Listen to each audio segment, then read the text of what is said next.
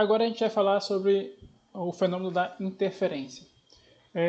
Vamos supor aqui essa imagem, né? Eu tenho duas fontes, S1 e S2, e eu quero analisar como as ondas emitidas por essas duas fontes atuam no ponto P, certo?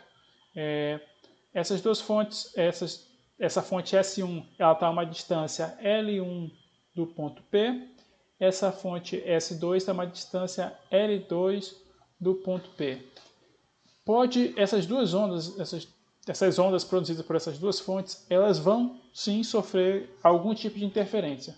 Essa interferência pode ser tanto construtiva, pode ser destrutiva, ou pode ser uma interferência intermediária.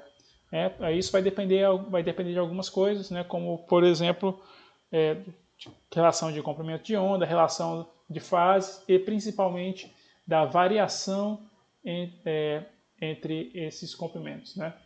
Da relação entre L2 e L1, certo? Aqui nessa imagem a gente tem esse rapaz aqui, mas ele está segurando duas bolas e batendo na água. Tem essa bolinha aqui verde e a outra está aqui tá à frente da cabeça dele aqui, que não dá pra gente ver, né? Só que ele está batendo essas bolinhas na água com basicamente a mesma frequência, né? Aproximadamente com a mesma velocidade, a mesma frequência. E a gente percebe que na água que tem regiões aqui que a onda vai de maneira construtiva, né? vai umas frentes, mas tem as outras partes aqui que ela vai tipo com um buraco, né? Tem uma frentezinha, né? Algo elevado, e a outra parte tem algo um pouco baixo. Essa parte aqui onde tem algo um pouco baixo é a interferência destrutiva. Essa parte aqui que tem algo um pouco elevado é a interferência construtiva. Algo elevado, interferência construtiva. Algo baixo aqui, interferência destrutiva. A mesma coisa pode acontecer se as minhas fontes sonoras, ao invés de ser duas bolinhas batendo na água, forem dois alto-falantes, né? Essa parte branca aqui é a frente de onda, né? Essa frente de onda vai se interferindo com a da fonte 1, fonte 2 vão se interferindo. Essa partezinha branca aqui toda é a parte construtiva, a partezinha preta toda é a interferência destrutiva. Eu coloquei algumas moléculas, né, de ar aqui na frente para a gente poder visualizar melhor esse fenômeno, né? Se a gente reparar, nessa partezinha escura não fica nenhuma bolinha. A bolinha só passa por ela rapidamente para poder ir para outra regiãozinha branca. Ou seja, para ir para outra região construtiva. Mas nessa partezinha escura não fica nenhuma bolinha, porque aqui está ocorrendo interferência destrutiva. Certo? E tem essas partezinhas aqui meio acinzentadas, que são as regiões de interferência intermediária. Certo? Mas como tudo isso se dá? Bem, a gente vai ter que essa diferença, né, se vai ser construtiva, destrutiva ou se vai ser parcial, vai depender da diferença de fase que há entre as ondas, né? Vai ter uma relação entre esse percursozinho aqui, essa diferença de percurso ΔL, ou seja, entre o módulo desse comprimento menos esse,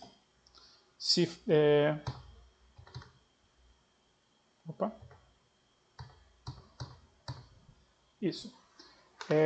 Toda vez que a gente leva em conta a diferença de fase, e se essa diferença de fase for igual a 2π, corresponde a um novo comprimento de onda, certo? Então, quando a gente faz esse estudo, a gente recai nessa situação aqui, onde essa diferença de fase dividido por 2π vai ser igual ao meu ΔL, ou seja, a diferença entre aqueles dois caminhos, L2 e L1, dividido pelo comprimento de onda.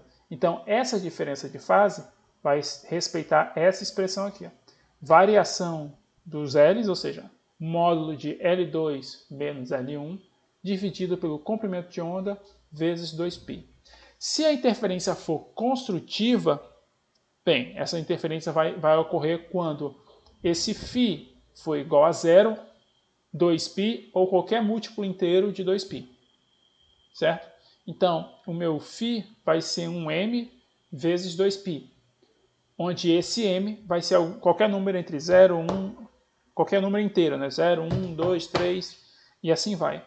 Quando o meu φ respeitar isso, quer dizer que eu vou ter uma interferência totalmente construtiva. Então, essa variação aqui, ó, ΔL sobre comprimento de onda, vai ter um valor de 0, 1, 2, 3 e assim vai. Quando isso acontecer, a minha interferência é totalmente construtiva, ou seja, eu vou ter esses pontinhos aqui, ó, brancos, nessas referências, onde nessa imagem está a referência branca, ou seja, vai ser onde as partículas vão ficar um tempo e depois migram para outro e assim vai, porque eles estão no seu movimento oscilatório. Mas eu também posso ter a interferência totalmente destrutiva. E isso vai acontecer quando o φ for um múltiplo inteiro de π, né? Um múltiplo ímpar de π. Ou seja, se quando respeitando essa equação aqui, ó, em azul, certo? Essa equação aqui. Quando o meu φ for igual a 2m mais 1, tudo isso aqui, vezes π, né? Sempre que o meu m for 0, 1, 2 ou alguma coisa, e meu φ respeitar essa equação aqui, eu vou ter uma interferência totalmente destrutiva.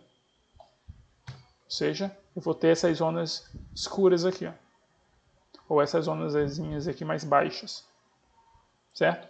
Onde não vai ter o acúmulozinho das partículas. Ou seja, as ondas vão se interferir de maneira destrutiva, então não vai ter molécula ali, não vai ter nada ali, né?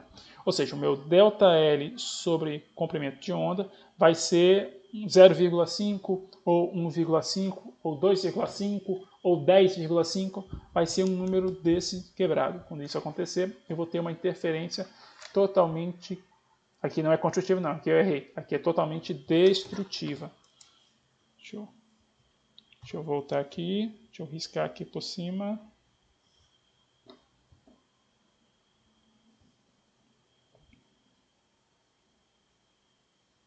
Caneta, aqui não, aqui ó. Aqui é destrutivo.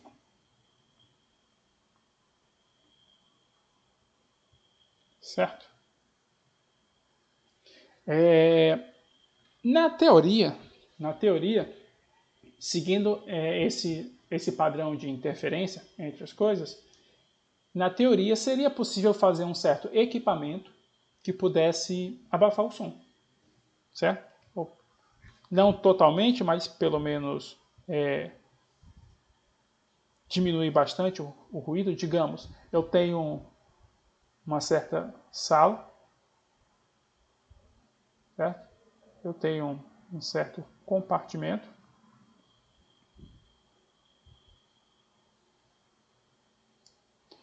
O som ele se propaga aqui dentro. Se eu consigo colocar alguns detectores da frequência do som nas paredes, digamos, ou numa janela, que é a janela que sempre que eu falo alguma coisa, a janela vibra, né, porque ela detecta o som, coisa e tal. Se eu consigo botar alguma espécie de equipamento que detecte as frentes, o padrão vibratório do som, certo?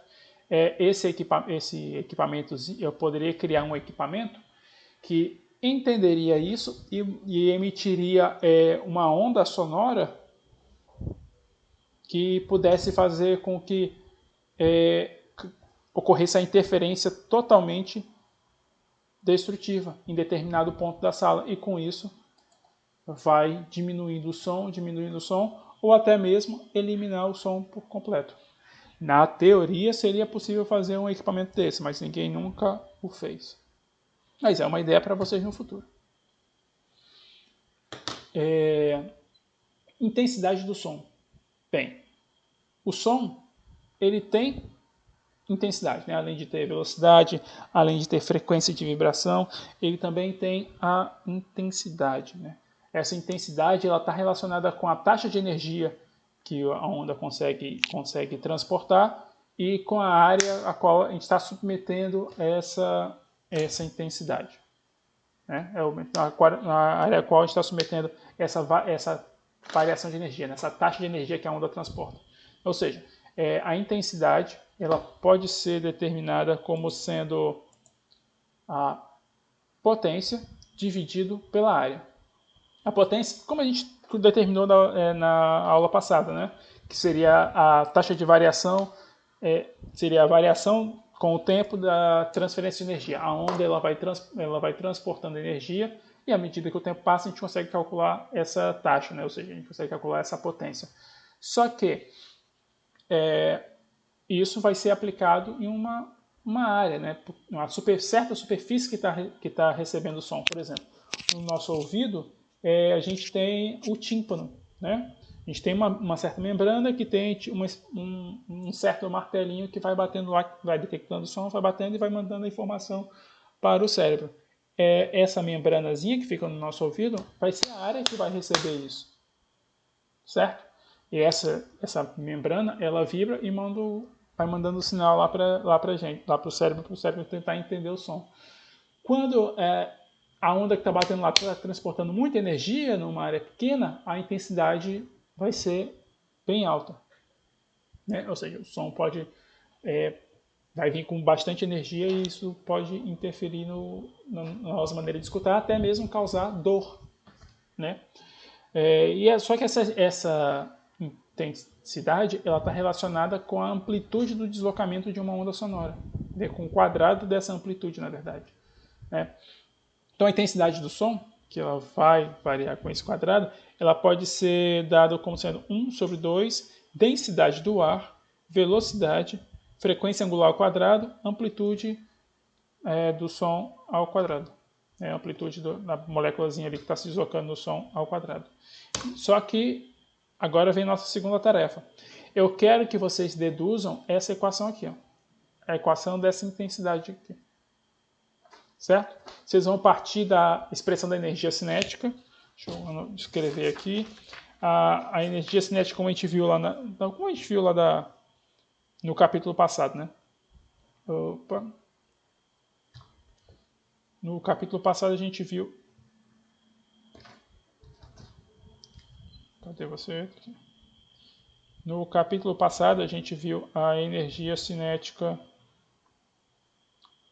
Como esse azul está meio fraquinho, deixa eu mudar a cor. Botar algo um pouco mais berrante. Pronto.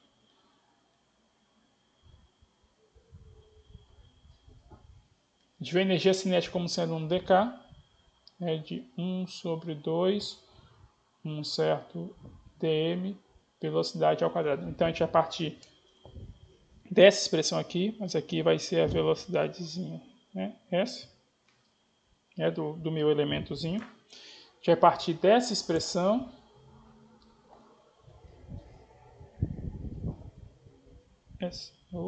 Filho.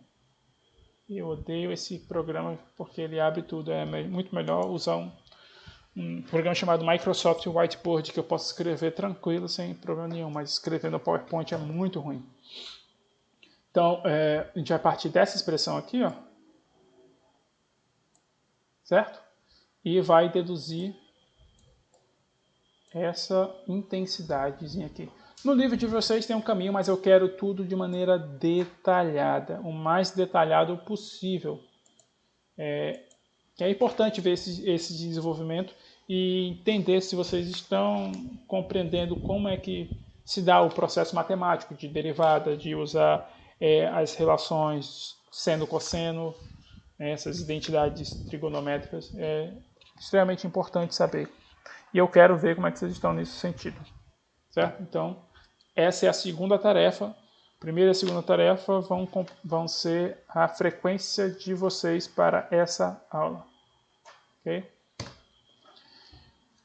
Enfim, essa intensidade ela não é constante, né? Ela vai variar com a distância. Que a gente tem um exemplo aqui de uma onda, como é que surge e tal, como é que esse padrão vibratório, né, gera onda, né? Tem aqui a fonte emitindo a onda sonora, e essa onda sonora ela vai trafegando com uma certa velocidade e tal, né? Já vai fazendo tudo isso de maneira radial, né? A gente tem uma esfera, mas se eu considerar em duas dimensões, então eu tenho um círculo que vai aumentando, vai se expandindo, e bem distante da fonte, a curvatura desse círculo, ela vira praticamente uma reta, né? Bem distante da fonte. Mas aqui, próximo da fonte, deixa eu imaginar esse círculozinho aqui, ó, vermelho, certo? Esse aqui é um círculo imaginário que eu vou tentar analisar como a energia mecânica que é produzida pela fonte atinge esse círculo imaginário vermelho, certo? Então, toda a energia que vai ser produzida na minha fonte aqui, ela vai se expandindo e vai chegar nessa esfera vermelha imaginária, certo? Então, a intensidade, como eu falei, ela vai ser a potência sobre a área. Ou seja, ela vai ser a potência dessa que essa fonte sonora está emitindo, né? Que essa frente vai estar emitindo, que essa fonte sonora vai estar emitindo até chegar nessa esfera imaginária vermelha, dividido pela área da superfície dessa esfera. A área da superfície de uma esfera é isso aqui, ó, 4πr ao quadrado. Então, essa intensidade, ela decai com o quadrado da distância. Então, quanto mais afastado do centro, ou mais afastado da minha fonte sonora eu estiver, menor vai ser a intensidade. Bem, quem já foi a um show, né, um show de rock ou um show de músicos profissionais, já percebeu isso.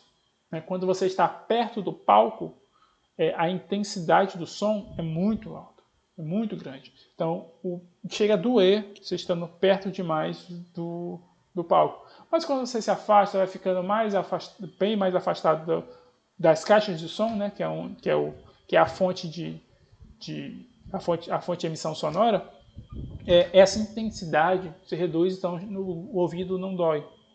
Né? Talvez vocês possam compreender melhor essa questão da intensidade do som, né, da onda sonora transportar energia, e você está perto demais do som, e você no show achar aquilo legal, coisa e tal, está escutando a música mais de perto, mas no outro dia o seu ouvido vai estar doendo. Se você ficar sem uma proteção, no outro dia seu ouvido vai estar doendo. Por quê? Porque a membrana ela foi submetida a grandes impactos. Né? Então a membrana fica machucada. Né? Por quê? Porque você estava numa região de grande intensidade, né? Que a membrana do seu ouvido sofreu bastante impacto, então ela fica doida. Quando você escuta o show todo bem mais afastado do palco, bem lá atrás, intensidade normal, no outro dia o seu ouvido não dói. Ou então se você usar um protetor de ouvido.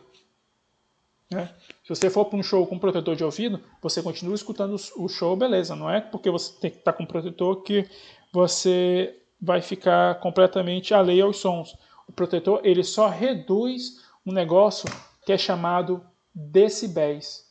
Ou seja, que a gente consegue pegar essa intensidade do som e convertê-la num negócio chamado nível sonoro. Né?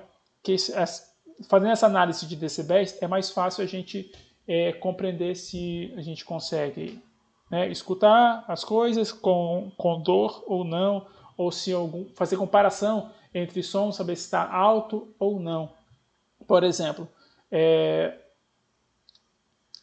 gente começa a escutar, né, algo em torno ali de 0 decibéis, um pouquinho acima. Né?